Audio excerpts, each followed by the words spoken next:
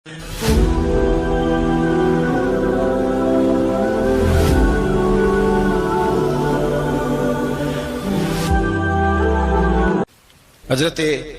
इमाम मालिक कहते हैं मैं गरीब का बेटा था। अक्सर दीन पढ़ने वाले गरीबों के बेटे होते हैं। अमीरों के बच्चे एफएससी पढ़ते हैं, बीएससी पढ़ते हैं, टेक्नोलॉजी पढ़ते हैं। गरीबों के बच्चे दीन पढ़ते हैं और फिर अमीरों को मिंबरियां मिलती है। गरीबों के बच्चों को अल्लाह मिंबर अता फरमाता है, मुसल्ला रसूल अल्लाह देता है। हजरत सैयदना इमाम अबू मालिक फरमाते हैं मैं गरीब का बेटा था और मेरी 6-7 बहनें, मैं अकेला भाई था। आप फरमाते मेरे अब्बा जी फौत हो गए। मेरी अम्मी पकड़ के मुझे एक धोबी की दुकान पे ले गई, कहने लगी इसे कपड़े धोने का तरीका बता दे, सलीका समझा दे, ये भी एक छोटी सी लॉन्ड्री की दुकान खोल लेगा, मेरी बेटियों का पेट पालेगा। धोबी कहने लगा ठीक है, मैं 2-3 दिरहम भी दूंगा महीने के, और जब काम सीख जाएगा तो तनख्वाह बढ़ जाएगी। इमाम अबू मालिक रहमतुल्लाह ने फरमाते हैं मैं बहनों के लिए रोजी कमाने निकला, मैं बेवा माँ के सर पे बोझ उतारने के लिए निकला, मैं गुर्बत के आलम में निकला। रस्ते में इमाम आजम का मदरसा था। फरमाते मैं वहां चमकते चेहरे देखता, लेकिन अपनी गुर्बत को देख के मैं आगे बढ़ जाता, परेशान होता कि मैं कैसे इल्म हासिल करूंगा। आप फरमाते इमाम साहब मुझे अक्सर देखते। एक दिन इमाम आजम बाहर निकले, मुझे खड़े हुए देखा तो करीब बुलाया, सीने से लगाया, माथा चूमा, क्या नाम है? मैंने कहा अबू मालिक मेरा नाम है। कहा तुम्हें पढ़ने का शौक है? कहा बड़ा शौक है। कहने लगे चल आजा पढ़ा कर, आजा मदरसे में पढ़ा कर। कहते मैं सारा दिन वहां पढ़ता, घर से काम करने आता, सारा दिन इमाम आजम के पास पढ़ता रहता। महीना आया तो मेरी अम्मा कहने लगी तनख्वाह लाओ। मैंने कहा अम्मी जी तनख्वाह तो वो देगा जो ड्यूटी पे जाता हो, मैं तो पढ़ने जाता हूँ।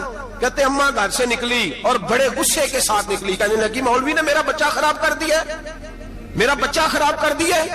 मैं काम पे भेजती थी, इसने किस चक्कर में डाल दिया? मसलों से भी कभी पेट भरा है, काम भी तो करने चाहिए ना।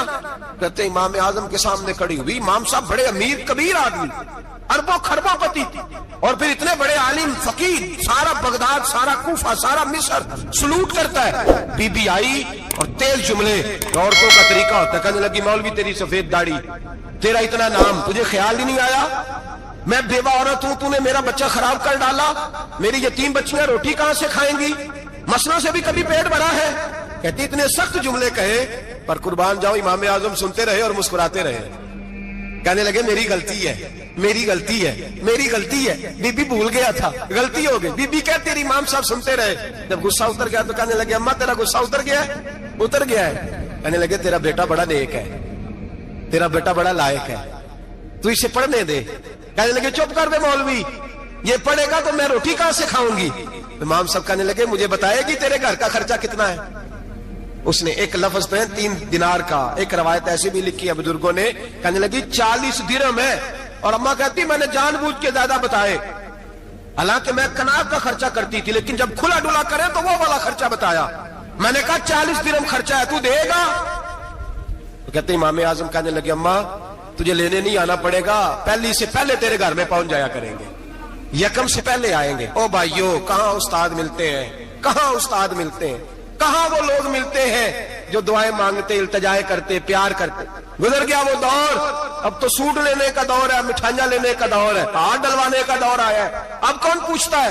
अब तो पूछते हैं तू मेरे लिए क्या लाया है? हजरत सैयदना इमाम आजम अबू हनीफा रहमतुल्लाह अलैह 1 दिन नहीं, 2 दिन नहीं, 4 दिन नहीं, 5 महीने नहीं, 20 साल तक, कहना आसान, बोलना आसान, सुनना आसान, 20 साल तक इमाम अबू मालिक के घर में खर्चा देते रहे, वो पढ़ते रहे। अम्मा कहने लगी तू मेरे बेटे को लगा तो लिया है, तो पढ़ के बनेगा क्या? हजरत इमाम आजम फरमाने लगे बादशाहों के तख्त पर बैठकर बादशाहों के साथ खाने खाया करेगा, उनके साथ बैठ के हलवा खाएगा, वक्त आएगा वो देखेगी। कहते हैं मेरे इमाम इंतकाल कर गए, वक्त बीत गया। हारून रशीद ने मुझे बुलाया बगदाद में और कहा मैं आपको चीफ जस्टिस बनाने लगा हूं। कहते हैं मैं खुशी से सजदे करने लगा, मैं चीफ जस्टिस बना। मैंने अपनी अम्मा को खत लिखा कि अम्मा बगदाद आ जा, तेरे बेटे को अल्लाह ने बड़ी शान अता कर दी है। फरमाते हैं हारून रशीद की बीवी बड़ी औलिया की, उलमा की बड़ी फरमा बरदार थी, मोहब्बत करने वाली थी। उसने हलवा बना के भेजा, खाना बना के भेजा। हारून रशीद तख्त पे बैठ के खाने लगा तो कहने लगा इमाम साहब आप भी यहीं आ गए मेरे साथ। कहते एक कोने में वो बैठ गया, एक में मैं बैठ गया, बीच में खाना रख लिया। इतनी देर में मेरी अम्मा भी पहुंच गई। 2 लुकमे खाए थे कि अम्मा आ गई। जब अम्मा ने मुझे तख्त पे बैठे देखा, एक यतीम, एक लवारस, एक बिन बाप का बच्चा, وہ کل تک جو بہنوں کے لیے 4 دینار نہیں لا سکتا تھا، تخت پہ بیٹھ کے جب روٹی کھاتے دیکھا تو اماں تڑپ گئی، روئی، چیخیں ماری۔ میں نے کہا اماں کیا ہوا؟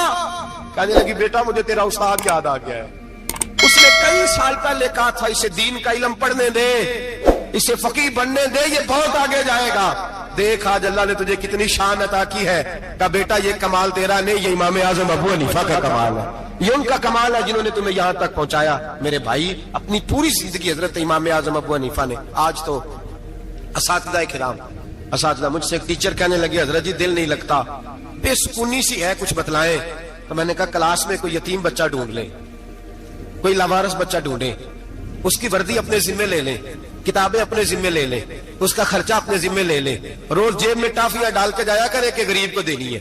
پر میں 2 مہینے یہ والا وظیفہ بھی پڑھ کے دیکھے، اللہ آپ کو سکون عطا کرے گا۔ یہ بھی کہنے لگے بڑی ٹھنڈک ہوئی ہے، بڑا سکون ملا ہے، بڑی تابعداری۔ میں نے کہا آپ لفظوں سے سکون چاہتے ہیں، وہ لوگ خدمت کر کے سکون لیتے تھے۔ کوفے کا ایک امیر آدمی تھا، پھر غریب ہو گیا۔ غریب، غربت بڑی پریشانی ہے، بڑی پریشانی، بڑی آزمائش۔ غریب بیوقوف اس لیے ہوتا ہے کہ اس کی جیب میں پیسے نہیں ہوتے، غریب مجبور اس لیے ہوتا ہے کہ اس کے پاس ہوتا کچھ نہیں نا، تو ساری آزمائشیں کٹھی آ جاتی۔ غریب آدمی تھا، محنت مزدوری کرتا لیکن پوری نہ ہوتی۔ وہ کہتا ایک دن گلی میں ککڑی بیچنے والا آیا، تو میری ایک بیٹی تھی چھوٹی سی، باقی بچے بڑے تھے، چھوٹی ضد کرنے لگی، کہنے لگی ککڑی کھانی ہے، ککڑی۔ کہتے میں پریشان ہو گیا، دل ٹوٹ گیا، بیٹی نے سوال کیا ہے۔ فرماتے میں نے سوچا کس کے پاس جاؤں، کسی اور کے پاس مجھے سمجھ نہ آیا، میں سیدھا امام اعظم کے پاس چلا گیا۔ یہ شخص ہے جو مجھے دے گا بھی اور میرا پردہ بھی رکھے گا، مجھے دے گا بھی اور میرا، بولیے، میرا یہ پردہ بھی رکھے گا، یہ رسوا نہیں کرے گا، یہ فوٹو نہیں کھچائے گا، یہ فوٹو کھچا کے پہلے دن فیس بک پہ نہیں لگائے گا کہ میں غریبوں میں تھیلے بانٹ رہا ہوں، یہ اسی وقت اخبار والوں کو نہیں بلائے گا ایک تھیلا اور 6 اخباروں میں تصویریں، یہ اس طرح نہیں خیرات دے گا۔ حضرت امام اعظم کے پاس گیا تو فرماتے رش بہت زیادہ تھا، میں امام صاحب سے بات ہی نہ کر سکا، واپس آ گیا۔ امام صاحب نے بندہ بھیجا، فرمایا پتہ کر یہ بندہ کسی ضرورت کے لیے آیا تھا، رش کی وجہ سے بات نہیں کر پایا۔ کہتے واپس میرے پیچھے بندہ بھیجا، وہ میرے گھر تک آیا، گھر آ کے اس کو حالات کا پتہ چل گیا، واپس گیا۔ کہتے ہیں 3 تھیلیاں اشرفیوں کی بھر کے امام اعظم لائے اور خود آئے اور رات کے اندھیرے میں آئے اور مجھے تھیلیاں دے کے نا تو میرے آگے ہاتھ باندھ دیے۔ میں نے کہا حضور ہاتھ کیوں باندھتے ہیں؟ آپ فرمانے لگے یار دکھ اس بات کا ہے کہ تو میرا پڑوسی تھا اور تیری غربت کا مجھے پتہ ہی نہیں چلا، تو میرے علاقے کا تھا اور میں نے سوچا ہی نہیں، میرا اپنا تھا مجھے خیال ہی نہیں آیا۔ فرمایا معاف کر دے، میری شکایت نہ کرنا کہ یہ میری طرف توجہ نہیں کرتا۔ علم بھی تھا، عمل کا نور بھی تھا، تقوی کا حسن بھی تھا، غریب کی مدد کا جذبہ بھی تھا۔ آج لوگوں پر مال کا فتنہ سوار ہوتا ہے، سب پر نہیں لیکن زیادہ لوگوں پر۔ جیسے جیسے مال آتا جاتا ہے ویسے ویسے عقل بھی آتی جاتی ہے، ویسے ویسے سیانے بھی ہوتے جاتے ہیں۔ کہتے ہیں وہ بھی کمائے وہ بھی کرے، میں تو ٹیکنیکلی بڑا ہوں، میں عقل مندی میں بڑی، نہ بہن کی فکر رہتی ہے، نہ بھانجوں کی فکر رہتی ہے، نہ رشتہ دار کی فکر رہتی ہے، نہ دائیں بائیں کچھ دیکھتے ہیں۔ لوگ جیسے جیسے پاورفل ہوتے جاتے ہیں ہٹتے جاتے ہیں، کٹتے جاتے ہیں، امیروں سے گرانے لگتے جاتے ہیں، آگے کی طرف دیکھتے جاتے ہیں۔ امام اعظم ابو حنیفہ رحمت اللہ علیہ نے ساری زندگی پیار کیا، محبت بانٹی، علم، فقاہت، تقوی، روشنی۔ آج لوگوں کو علم ہوتا ہے پر علم کا نور نہیں ہوتا، ہمیں بہت ساری باتوں کا پتہ ہوتا ہے پر وہ باتیں ہمارے لفظوں میں ہوتی ہیں، ہم اس کے حسن سے آگاہ۔ اور اگر میں یہ کہہ دوں کہ ہمیں ان باتوں پر یقین کامل نہیں ہوتا، کہہ رہے ہوتے ہیں، ہم سمجھتے ہیں، بڑی باتیں کرتے ہیں، لیکن ان باتوں کے پیچھے جو عمل کا جذبہ ہے وہ پھیکا ہوتا ہے۔ امام اعظم ابو حنیفہ رحمت اللہ تعالی علیہ جتنے بڑے عالم تھے اتنا ہی بڑا خوف تھا اللہ کا دل، اتنا ہی بڑا خوف تھا۔ ایک آدمی کہتا ہے میں نے امام صاحب سے مسئلہ پوچھنا تھا، میں نے عشاء کی نماز امام صاحب کے پیچھے پڑھی، کتنی لوگ باتیں سنتے ہیں، اس کا اثر کتنا لیتے ہیں، لیکن امام صاحب رحمت اللہ علیہ کا طریقہ کیا تھا؟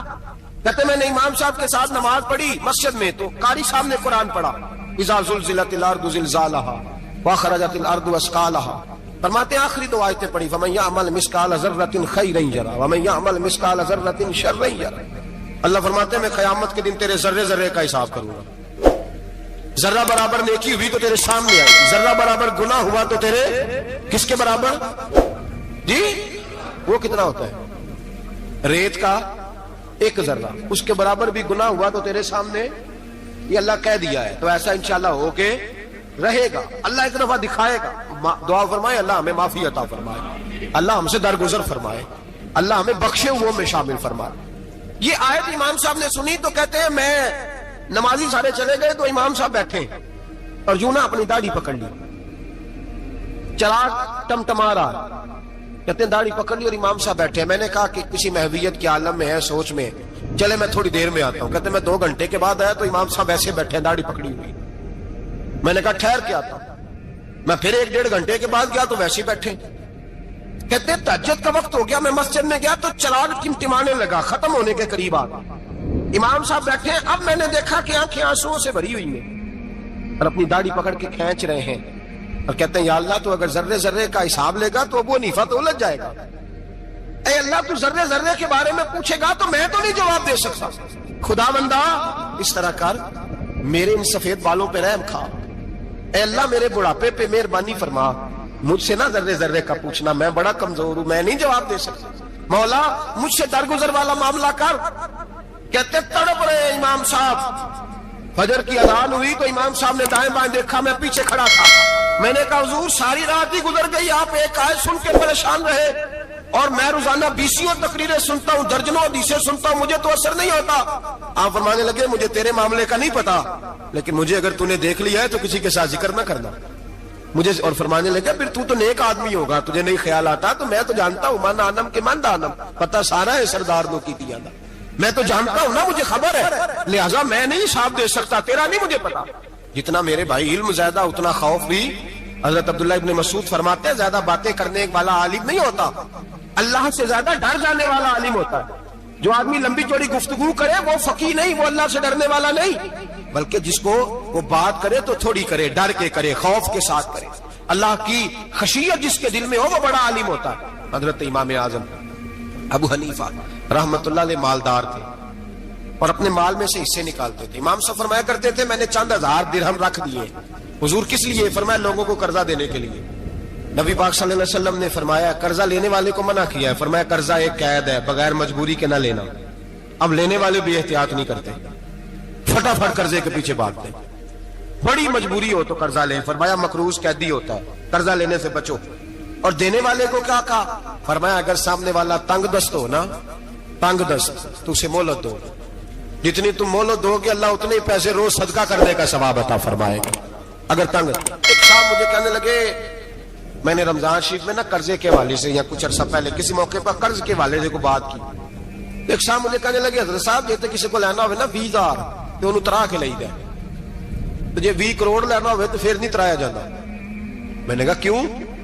کہنے لگے 20,000 والا بندہ ماڑا ہوتا ہے نا, جہاں 20 کروڑ کھا گیا وڈی مگرمچھ ہوتا ہے, انہوں ترایا جا سکتا, وہ دے کے بندے ترلے ہی کر دے چل بھائی کیویں دے سکنا ہے.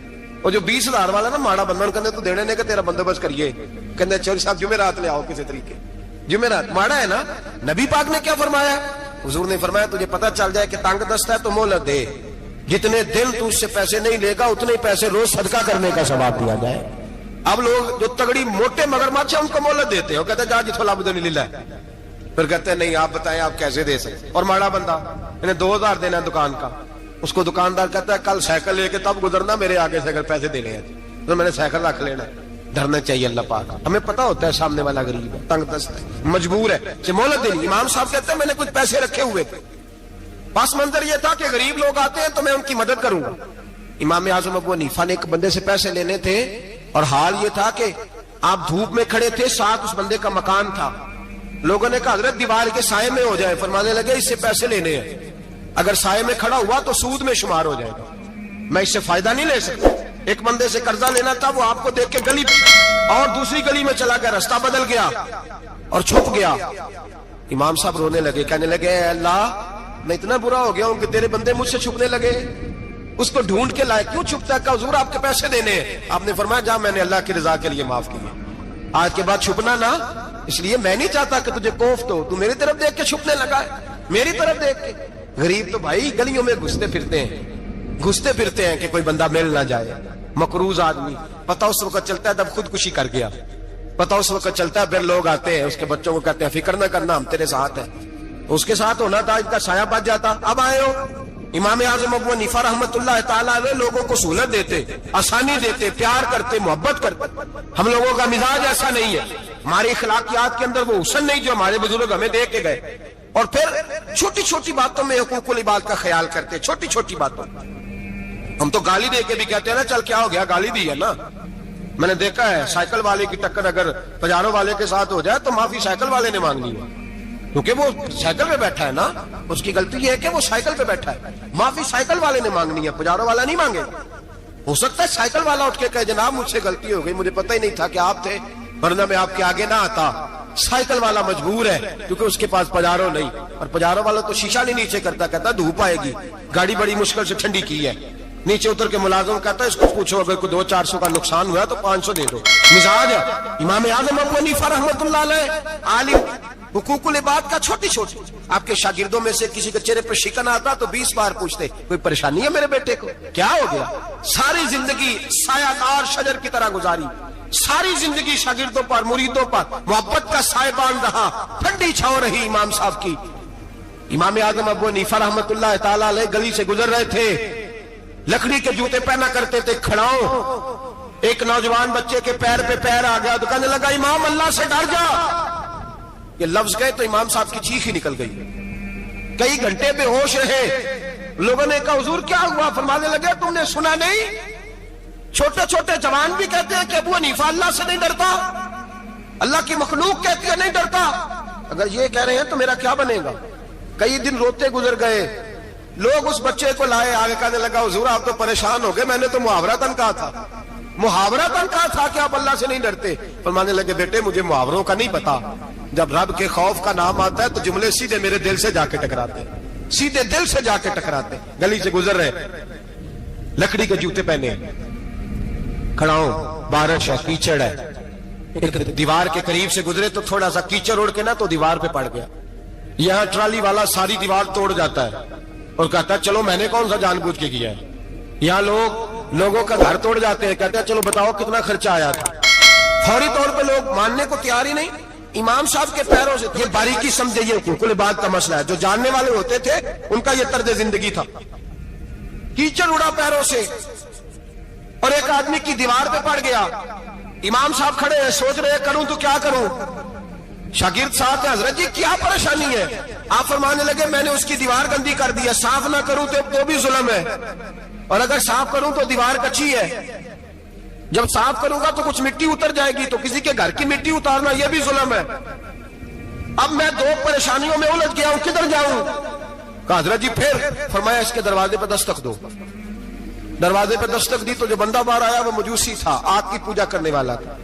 इमाम साहब कहने लगे मुझे जानते हो। कहने लगे हुजूर सारा कूफा जानता है, सारा बगदाद जानता है, सारी दुनिया जानती है आप मुसलमानों के इमाम हैं, लोग जानते। आपने फरमाया यार मुझसे गलती हो गई है। वो क्या। आप फरमाने लगे मैं अपने अंदाज में गुजर रहा था, बूढ़ा आदमी हूं, ख्याल नहीं आया, थोड़ा कीचड़ उड़ के तेरी दीवार पे लग गया है।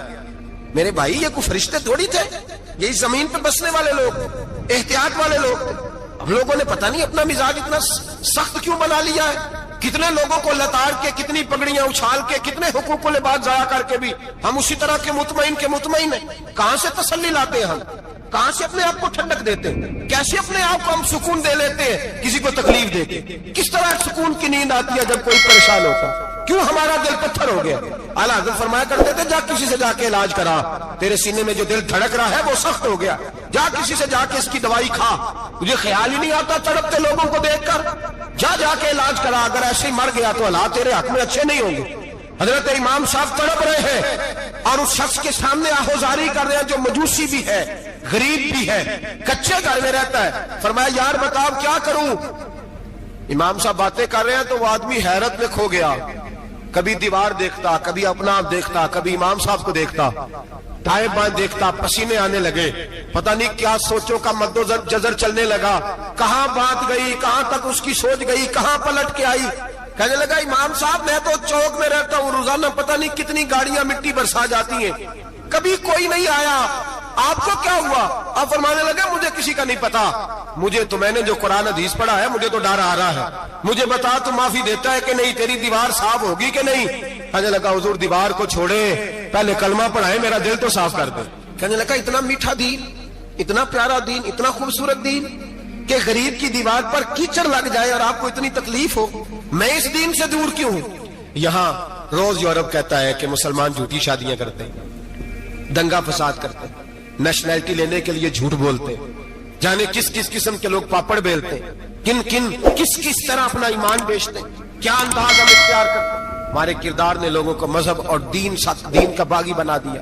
ہمارے بزرگوں کا طریقہ یہ تھا کہ چھوٹی چھوٹی باتوں کا خیال کریں, چھوٹی چھوٹی باتوں کا. بہت بڑے عالم تھے, یہ ساری نیکیاں تو ان کی سماجی تھی, فلاحی تھی, ان کی معاشرت کی نیکیاں تھی, دنیا داری. لیکن جو ان کا باقی کا معاملہ تھا, 4 لوگ ایسے ہیں جو ہمیشہ قرآن پاک ایک رات میں پڑھا کرتے تھے. ان میں پہلا نام حضرت عثمان غنی کا ہے, پورا قرآن پاک. دوسرا مولا علی شیر خدا کا ہے. تیسرا حضرت سعید بن جبیر کا ہے. چوتھے امام اعظم ابو حنیفہ ہیں جو ایک رات میں پورا قرآن پاک پڑھ دیا کرتے ہیں. جس جگہ امام اعظم کی قبر بنی ہوئی ہے نا, اعظمیہ ایک محلہ ہے بغداد کا, اس کا نام ہی اعظمیہ امام صاحب کے نام ہے. جہاں قبر بنی ہوئی ہے وہاں بیٹھ کے امام اعظم ابو حنیفہ نے 60 مرتبہ قرآن پاک ختم کیا, خود پڑھا, خود فرمایا یہاں میں نے دفن ہونا. اس جگہ 60 قرآن پاک پڑھے. رمضان کا مہینہ آتا تھا تو امام صاحب ایک قرآن پاک دن میں پڑھتے تھے, ایک رات کو پڑھا کرتے تھے, ایک قرآن پاک سنایا کرتے تھے. امام صاحب رحمت اللہ علیہ ساری رات نفل پڑھتے. لوگ کہتے ہیں کہ امام صاحب کی رات نماز کے لیے کھڑے ہوتے تو ایک رکعت میں 15 سپارے پڑھتے. تو لوگ کہتے تھے یہ ابو حنیفہ نہیں, یہ تو کسی نے پلر کھڑا کر دیا, یہ تو کوئی ستون ہے, رکوع ہی نہیں کرتا, پورے 15 سپارے. یہاں تو ابھی تراویح آئیں گی, لوگ پہلے سے کہنے لگ گئے بڑی گرمیوں کے روزے, بڑی گرمیوں کے روزے. اور آ تو لینے دے بھائی, پہنچ تو لینے دے رمضان شریف کو. اللہ بڑا مہربان ہے, ہر چیز کو بدلنے پہ قادر ہے. پہلے سے لوگ تیاری کر رہے ہیں, مسجدیں ڈھونڈیں گے جائے اسی اچھا ہو, قرآن جلدی پڑھا جائے, ڈھونڈ کے. امام صاحب رحمت اللہ تعالیٰ علیہ, اور میں اکثر کہا کرتا ہوں, میں کہتا ہوں تو تراویح میں کھڑا نہیں ہوتا, پاسپورٹ کے دفتر کھڑا ہو جاتا ہے 2 گھنٹے, شناختی کارڈ کے دفتر تو 3 گھنٹے کھڑا ہو لیتا ہے. یہ تیرا ظلم ہے اپنی ذات کے ساتھ کہ تجھے قرآن کے لیے کھڑا نہیں ہوا جاتا, دنیا داری کے لیے کھڑا. وہ پروجیکٹر کرانے جائے تو چاہے تجھے 4 گھنٹے لائن میں کھڑا ہونا پڑے, وہاں تو کھڑا ہو لیتا ہے. اللہ سے ڈر, اپنی تھوڑی سی دنیا داری کے لیے سارا کچھ کر لیتا ہے. حضرت امام صاحب رحمت اللہ تعالیٰ علیہ تقویٰ اور طہارت کے پہاڑ 55 حج کیے امام اعظم نے. کتنے؟ 55 حج فرمائے. حج ایک مشقت والا کام ہے, جدوجہد والا کام ہے. جوان بھی تھک جاتے ہیں, کہتے ہیں بڑا مشکل ہے جی, اور یہ جتنا مرضی آسان ہو گیا قیامت تک اس نے مشکل ہی رہنا ہے, اس لیے کہ یہ ایک مجاہدہ ہے. 55 حج کیے. آخری حج پہ گئے تو کعبے کے مجاور کو کہنے لگے ذرا کھول نہیں دیتے کعبے کا دروازہ, میرا اندر جانے کو دل کرتا ہے. اس نے دروازہ کھولا, اندر گئے تو کہنے لگے خدایا, 2 جملے کہے, کہنے لگے اے اللہ جتنا تو نے مال دیا تھا میں اتنا شکر نہیں ادا کر سکا, اور جتنا تو نے علم دیا تھا میں اتنا عمل نہیں کر سکا, اب بوڑھا ہو گیا ہوں, مہربانی کرنا مجھ سے درگزر والا معاملہ کر, اور اے اللہ اگر تو مجھے بتا دے کہ تو راضی یا ناراض ہے تو میں ذرا سکون سے مر جاؤں. کہتے کعبے کی دیواروں سے آواز آنے لگی, ابو حنیفہ تیرا رب تجھ سے بڑا راضی ہے. داتا گنج بخش علی اجمیری جیسا بابا 1000 سال پہلے لکھ کے گئے کشف المحجوب میں, داتا صاحب نے لکھا ہے 1000 سال پہلے کشف المحجوب میں.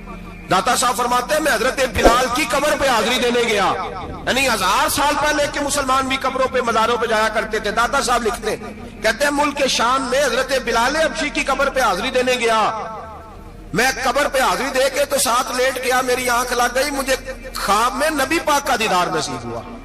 گویا حاضری حضرت بلال کی, اور برکت یہ کہ وہاں مجھے مصطفیٰ کا دیدار نصیب ہو رہا ہے. فرماتے ہیں نبی پاک میری خواب میں آئے, حضور نے ایک بوڑھے بابے کے گلے میں ہاتھ ڈالا ہوا ہے اور اپنے ساتھ چلا رہے ہیں.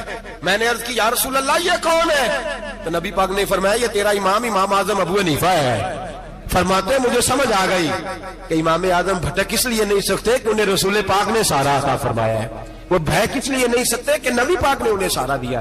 داتا گنج بخش علی اجمیری رحمت اللہ تعالی علیہ فرماتے ہیں کہ امام صاحب رحمت اللہ تعالی علیہ بہت بڑی شخصیت.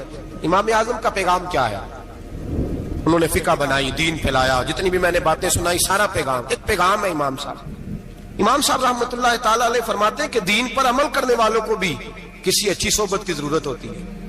عمل کرنے والے کو آپ فرماتے ہیں کئی دفعہ عمل کرنے والے کا عمل بھی ٹوٹ جاتا ہے, استقامت نہیں رہتی. فرماتے ہیں اچھی صحبتیں تلاش کرو, ان کے پاس بیٹھا کرو, ورنہ ہو سکتا ہے جو عمل تم کر رہے ہو اس میں کمی آ جائے. جتنا نیک لوگوں سے رابطہ زیادہ رہتا ہے انسان کا دین پر عمل زیادہ رہتا ہے, جتنا نیک لوگوں سے پیچھے ہٹتا ہے اتنا دین سے. آپ فرمایا کرتے تھے اگر 2 سال نہ ہوتے جو میں نے امام جعفر صادق کی صحبت میں گزارے ابو حنیفہ ہلاک ہو جاتا. اپنے آپ کو رب کریم کے بندوں کے ساتھ لگا کے رکھیں, جوڑ کے رکھیں. اگر ہمارا رب کریم کے بندوں سے رشتہ رہے گا تو قرآن و سنت سے رشتہ رہے گا.